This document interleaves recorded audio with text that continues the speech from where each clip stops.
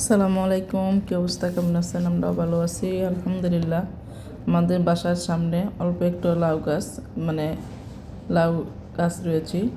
তো এখান থেকে আমি যেহেতু কয়েকদিন ধরে বলতেছি যে একটু লাউ শাক রান্না করব, তাই এখান থেকে আমি লাউ শাক কেটে নিচ্ছি। লাউয়ের ডগা এগুলো কেটে নিয়ে তারপরে দেখি রান্না করব।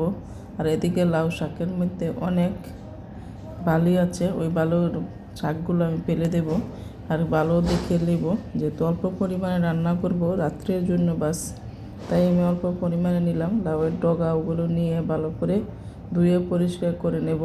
এদিকে অনেক বালু আছে, যেহেতু রাস্তার সাইডে আমার মেয়ে ভিডিও করেছে, দেখেন কীভাবে, যখন আমি ওখান থেকে পারতেছি, তারপরও তেমন ভালো করে ভিডিও করতে মোটামুটি ভালো হয়েছে, ভিডিও করছে মানে দেখাচ্ছে। আর এগুলো পাতাগুলো দেখেন কত খারাপ হয়ে গেছে। খারাপ হয়ে যাওয়ার পরে যে আমি এগুলো নিয়েছি করতে লাউ শাক, তাই এগুলো নিয়ে কেটে ধুয়ে পরিষ্কার করে নিয়ে আমি বসিয়ে দিচ্ছি। বসানোর পরে এটা হালকা একটু লবণ দিতেছি, একদম কচি ডগা লাউ শাকগুলো সিদ্ধ হয়ে গেছে, আর সিদ্ধ হয়ে পেঁয়াজ মরিচ দিয়ে আমি বসায় রাখছি। তারপর শাকগুলো আমি পেঁয়াজ রসুন দিয়ে ভালো করে বসিয়ে দিচ্ছি। একদম গাছের টাটকা শাক, আসলে একদম সিদ্ধ হয়ে গেছে, যেহেতু কচি একদম লাল দেখা যায়। আর এদিকে আমি মশলা কষিয়ে নিচ্ছি মাংসের জন্য, যেহেতু আগের দিন রাত্রে আমি মাংস সিদ্ধ করে রেখেছিলাম। সিদ্ধ করা মাংসটা খেতে কিন্তু অনেক ভালো লাগে।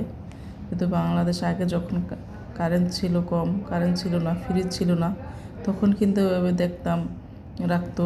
আগের দিন সিদ্ধ করে রাখলে পরের দিন ছোটো ছোটো করে কেটে মাংসগুলো রান্না করলে আসলে কিন্তু অনেক টেস্ট লাগতো। আর এদিকে মাংস রান্নাটা কিন্তু কালারটাও কিন্তু অনেক সুন্দর হয়েছে, কিন্তু মোবাইলে হয়তো বোঝা যাচ্ছে না। কিন্তু যখন আমি রান্না করছি তখনই কিন্তু দেখতে পেরেছি কালারটা সেই সুন্দর হয়েছে। আর হাজব্যান্ড তো দেখে খেয়ে বলছে যে অনেক টেস্ট হয়েছে, কালারও সুন্দর হয়েছে, অনেক ভালো হয়েছে, এভাবে রান্না করলে তো ভালো। কিন্তু যখন আমরা একটু মাংসটা সিদ্ধ করে নিয়ে পাতিলে রেখে তারপর কেটে রান্না করি, আসলে কিন্তু এটা ভালো লাগে। আগে কিন্তু এগুলোই করতো, যখন ফ্রিজ ছিল না, তারপর মনে করেন আপনার কারেন্ট ছিল না, তখন এরকম করে রাখতো। আসলে সত্যি ওই স্বাদটা কিন্তু এখন আগের মতো নেই। আমরা সবাই ফ্রিজে রাখি। আর এখন কালারটা এত সুন্দর হয়ে তরকারিটা অনেক ভালো লাগছিলো আলহামদুলিল্লাহ।